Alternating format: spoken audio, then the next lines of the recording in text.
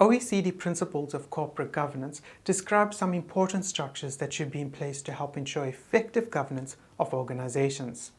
They are very detailed and specific, and you need to be able to apply these to specific case study situations.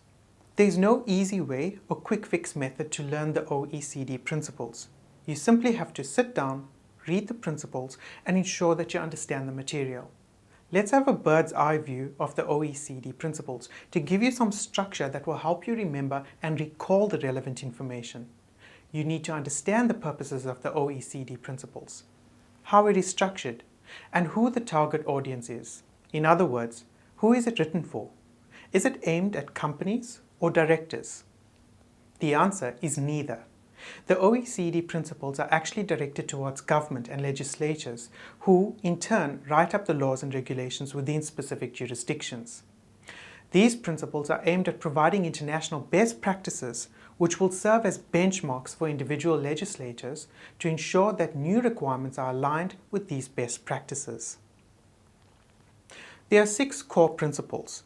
These include the basis for an effective corporate governance framework, the right of shareholders and key ownership functions, the equitable treatment of shareholders, the role of stakeholders in corporate governance, disclosure and transparency, and the responsibilities of the board.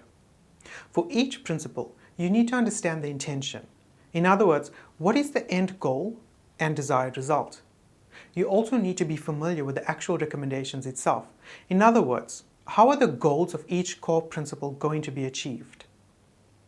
Let's look at core principle 2 as an example.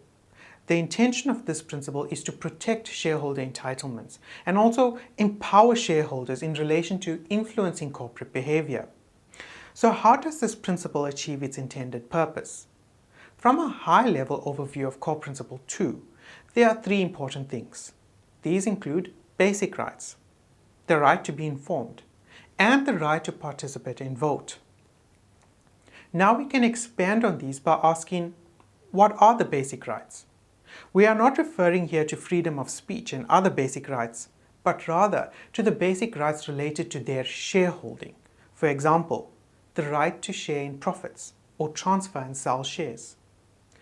These are the primary reasons why people would buy shares, so it makes sense that these are the basic rights afforded to shareholders. We can expand on the right to be informed by asking, what should shareholders be informed about? This does not refer to insignificant items such as the employment of a student who will be doing administrative tasks, but rather to information that would affect the value and the buying or selling decisions related to the company's shares. For example, the authorization of new shares, changes to the Articles of Association, and proposed merger and acquisition plans.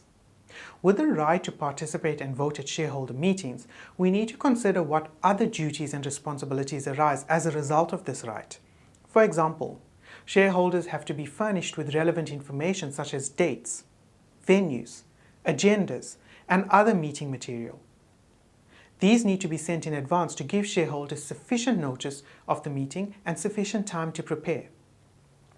So you can see that by reading through the material, it is only one step in your learning of the OECD principles. You need to go through each principle and critically analyze and ask relevant questions. You should attempt an analysis of the other core principles using the same approach we just used for core principle 2. To recap, the OECD principles comprises 6 core principles. You need to not only read them, but also be able to understand the intention behind each core principle and critically analyze how each principle is achieved. You also need to be able to apply these principles to particular case situations to evaluate where the best practice is being achieved.